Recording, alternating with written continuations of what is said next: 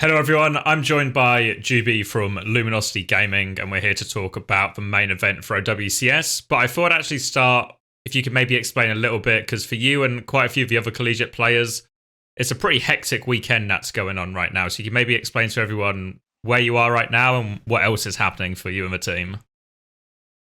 Yeah, so currently me and the rest of the Maryville squadron are here in Orlando, Florida, at a Best Western hotel. We flew in here. Our first flight was like 4 a.m., but we're here competing in a collegiate LAN. It's on like Saturday, I think, but we're gonna be here all weekend. We're gonna be playing our OWCS matches here at this university.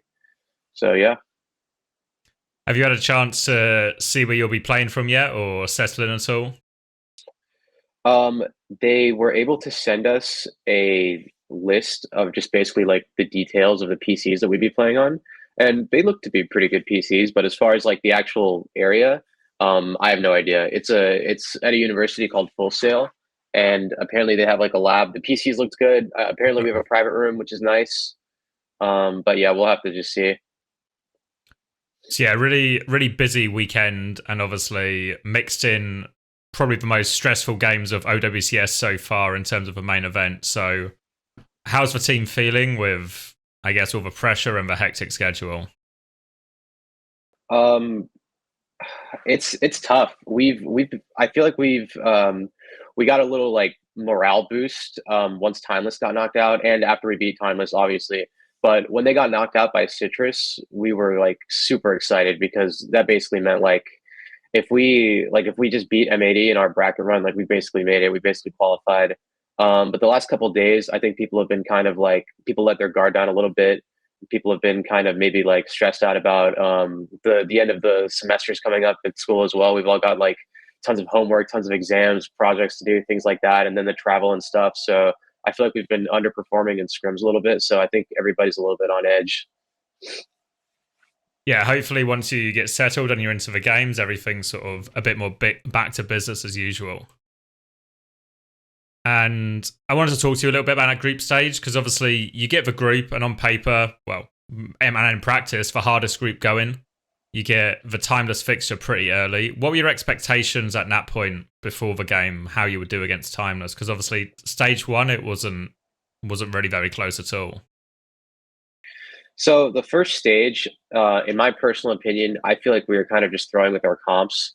We were pretty behind on what people were playing, like meta wise. We were forcing Zarya a ton. We were convinced that Zarya was good, or I don't want to say we. Some people on the team were convinced that Zarya was good. We were playing it to the bitter end. I feel like we were really behind in that aspect. When we were against teams that knew how to play against it, we kind of just fell over. We didn't really know what to do in the game. It was pretty one sided, like the M80 game, the timeless game. Like we kind of got stomped. And then we ended up playing Toronto and Timeless again in the Swiss stage, the qualifiers, and both of those games were pretty close. We lost to Timeless 3-1, I believe, but we left that match thinking we should have won. Like we thought we made a bunch of stupid mistakes. Like it was more like we lost to ourselves. Like we kind of like stopped respecting them a lot more, I guess. So we were pretty ready to beat them that match. We were feeling pretty motivated. We were feeling pretty good about it. Because then when we get into the match itself, it actually felt like in all of the Orisa mirrors, even though you lost the push ultimately, it actually felt like all the Orisa maps you should have won and were dominant on them, and it felt like you really caught up with the meta in that sense. What do you think you were doing so much better than them, particularly in those Orisa mirrors?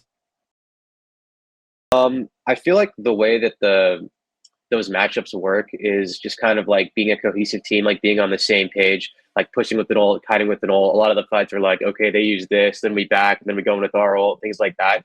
And like the maps we lost, if you go and just like analyze what's happening in the ult fights, like we're actually just throwing, like we just run in and use three ults and die or some weird stuff like that. So it's just like a better macro play, I would say. And then now it very much feels like a lot of teams, yourselves included, are all just leaning towards the Orisa in almost every situation. And it was only really, I guess, Icon Walty played a bit of a Winston still. Are you now just sort of moving that direction with a lot of teams where maybe Orisa's just the best in almost every situation? Orisa does seem extremely good. I think Winston is also good on a lot of maps, but it also just depends on like the team's strengths and things like that. We've been scrimming Toronto a lot, and Toronto loves to just. I feel like when they scrim people, they just kind of like to throw comps out and see if they work because they're a bit better than everyone else. So they're just like limit testing kind of. So they play a lot of Winston in like unconventional places or maybe even other, different tanks. But if we scrim any other team, it's just full Orisa the whole time. Maybe they'll be playing Monkey some maps, but yeah, Orisa seems extremely strong right now. And then obviously, it seems like as far as the Orisas start to go a lot better for you. We've also seen a few teams, yourselves included, start to lean a bit more towards BAP-CAS instead of Kiri Sojin. What's your sort of take on the two different comps? Is there one that's just, you feel is just better, or is it a bit player preference, a bit map preference? I think it's a little bit of everything. I think that I actually was watching your video with Landon, and I think he summed it up pretty well. Where like Kiriko is a lot easier than BAP, but BAP can still get tons of value if you're playing it right. But it's very hard to execute, especially in these fast comps. And I do think that it's incredibly map dependent. Like there's some maps where cast BAP feels really good because it's just like super wide and you can't get rushed on. But then there's other maps where like there's like the Kiri ult turn, and it just feels impossible. Like you can't kite, the Kiri ult just runs you over, or like the Sojourn just has like a really good angle across the map that the cast can't do anything. So it really is map dependent. And also I think people's comfort on the heroes also matters as well. Then I want to ask you a bit about your role in these comps as well, because obviously, as a pretty much every main support in the world right now, you're sort of locked on Lucio no matter what. What do you think? Because there's a lot of things that can go wrong for a Lucio in this meta. You can get Javelin, you get one shot, a cast taps you, a magnetic grenade, all sort of things to go wrong for you. So what do you think right now separates the best Lucios from the rest of them in this meta? In my personal opinion, the way that the meta is panning out is the best Lucios are just the ones doing their job correctly, and they're just not dying. They're not getting caught out. Having good ults is extremely important. Your ult timing, it's such beat is such like a in the moment ult or like a judgment call. Like you can't really plan when you're going to use your ult. The fights get super hectic, things like that. So I guess just like macro level stuff, like you're not really making plays on Lucia. You know, maybe you can like boop someone with a Orisa ult or something like that, but you can't really like overstep or do anything. So I guess it's just doing your job as efficiently as possible. Yeah, it feels like for both the Lucio and the BAP or the Kiri, there's a big element on not getting caught, not making a mistake or something, or losing the neutral to like a soft thing. Yeah. And then if we look at the bracket itself, obviously first fixture, got to feel pretty good about this one. Who is Goldfish should in theory put you straight through. And then M80 is probably the expected opponent, and obviously they're coming in now with Pelican and Happy arriving off ping, and the word on the street is they're doing pretty well in scrims, as maybe you would expect once they get their best players on the same continent. How confident do you feel now going against a sort of, I guess, a slightly buffed M80? I guess it's a little intimidating. I don't really know what to think about it because the last time I saw them play was the map 5 dogfight versus Pit, and they looked extremely weak, and it just kind of looked like Pelican was just carrying the game. Like, I think on paper their roster is very good, so it's kind of interesting to see them not being up to par with a team like Toronto. And even when we were like playing them last stage, they didn't feel like I didn't feel the pressure as much as you would if you were against Toronto in the game. So and we haven't really scrimmed them because they're on our side of the bracket, obviously. So I don't really know what to expect. But I feel like if we're playing our game, then it'll at least be a tough match. I think we can totally beat them. And then when we cast our minds to the rest of the bracket, because what's happened with Timeless sort of failing to get to this top 8 is it's just opened it up wide open now for these last 2 Dallas spots. Because I feel everyone probably still presumes Toronto are going to take the first spot and qualify for Dallas one way or another. But in these other 2 spots now, it's sort of a massive dogfight between you and essentially like 4 other teams who can qualify. So it means every match now ends up being super high stakes for both teams. How do you feel you match up against some of these other teams? Maybe I think a lot of people are speaking quite highly of Students of the Game. Pirates in Pajamas are still in the mix as well. And even even FMCL can actually qualify if they do well enough. Yeah, so I mentioned previously that the last few days of scrims, I feel like we've been underperforming, and we've been scrimming these teams. We've been scrimming Tip. We've been scrimming students of the game, and usually, okay, I don't want to sound toxic, but usually we'd scrim these teams, and it wouldn't be that close. Like we would like stop trying halfway through and be like, all right, guys, maybe throw Luke Mito on DPS or something. Someone leaves early. But as of recent, it's become a lot more competitive. It's a lot more harder to win. It seems like teams have picked up their macro game a bit. They're kiting ults better than us. They're doing these things better than us. So it's kind of it's a little scary, I guess. But I feel like we're still a lot better than these teams. Like we were just underperforming. We were putting the effort in. Like if we show up and we play our game, it shouldn't be close. We should be like cemented as one of these top teams under like the Toronto tier break, I would say. And I want to talk a bit about it because obviously the nature of these games is high pressure, high stakes for everyone. Your team's probably actually one of the more experienced teams with multiple players with Overwatch League experience. Obviously, Dante's got loads of experience under his belt.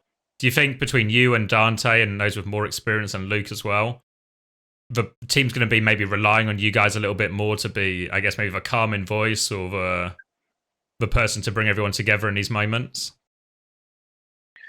To a degree, yes. I feel like the more inexperienced players on our team have dealt with not necessarily nervousness, but if we're losing, they don't really know what to do in the moment, so they just kind of shut down, or our team kinds of shuts down. So it's like I guess having some people in there to like bring the morale up or keep people in the game, like making sure we're all on the same page, like we're adapting to something if it's going wrong. I feel like that could help a lot.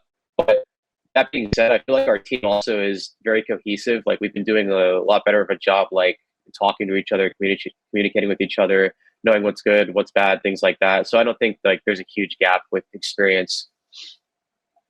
Do you have anyone then when we talk about like sort of in-game comms? Is there, how does it really work in terms of, is there one person who's like the big shot caller, or is it more of a shared thing between everyone?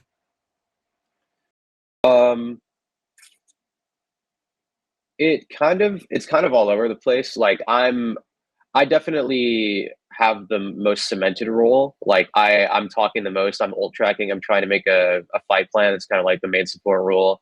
And then everyone's kind of talking about what we're gonna do this fight. Where we're gonna play. Are we gonna kite? Are we gonna use this ult first? What are we gonna do? I will say that False is incredibly good at calming or like being a leader in game. Like he's always talking. He's always saying what we're going to do this fight, keeping everybody on the same page. But we've been playing with Dante a lot more on most of these maps. So when False isn't in, it's kind of like less cohesive. And it kind of feels like, for me personally, like I have to step up and kind of like be a leader almost, because we kind of like aren't as cohesive if that's not happening. And then I wanted to get maybe a bit of an insight into some of the team dynamic as well. So if I give you maybe some categories, you can maybe tell me who you think fits in this category the best. So if I was to ask you, who's the biggest grinder on the team?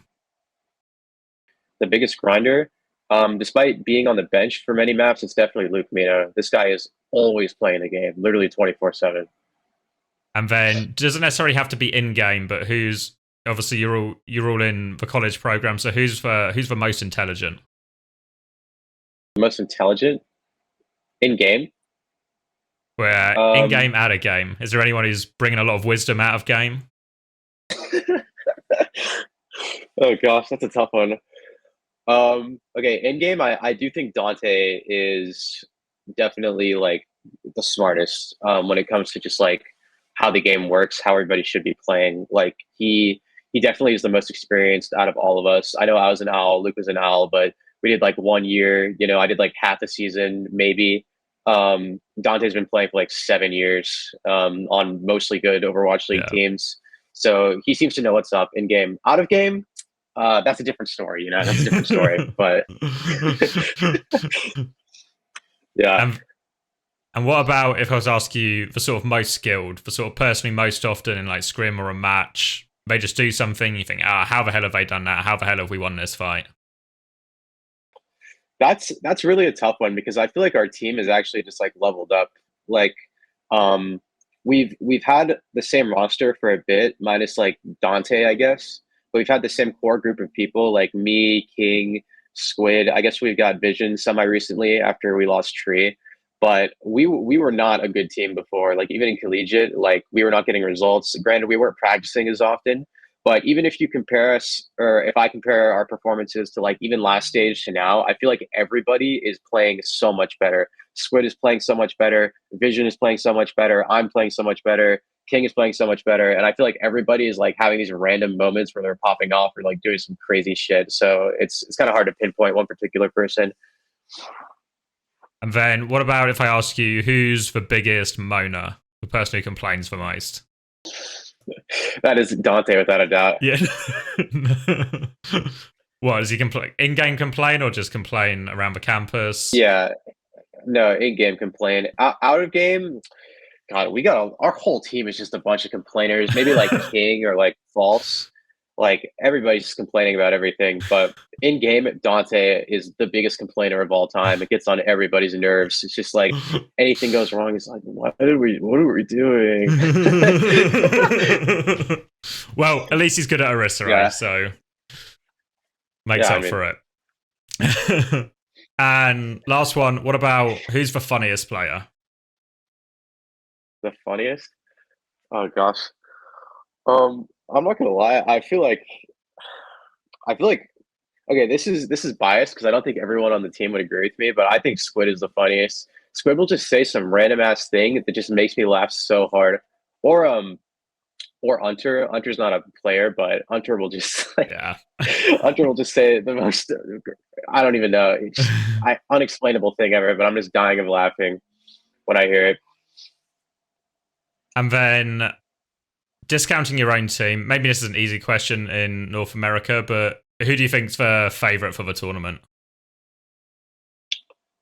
Definitely Toronto. Like some crazy stuff would have to happen. Like some team would have to level up. Like maybe like M80 is like 10 times better than we all thought, and they can beat Toronto or something. Like that's the only universe where I don't see Toronto like 4-0ing whoever in the grand final. And what if we took Toronto out of the equation? Who do you think's the scariest team then? I guess on paper it's M80, but honestly, it's like it's such a toss up. Like I thought we were the best team for a few days. We beat Timeless. We were feeling really good. Then Timeless lose to Citrus. Students of the Game's playing better. Pip is playing better. They go to map 5 with M80. Like everyone, it's like just a dogfight. Like give or take the bottom 2 teams. Everyone else, it's like pretty close actually. Like I feel like on a good day, anybody can take it. Yeah, I think really the way this North American bracket in particular seems like it's going to be the most high stakes, closest, intense sort of tournament we've had so far this year, really. Yeah. So then, thank you very much, Joobi. I do appreciate your time. I'll let you crack on and get ready for your 8 billion tournaments and matches you have to play this weekend. So best of luck to you and the team. Thank you.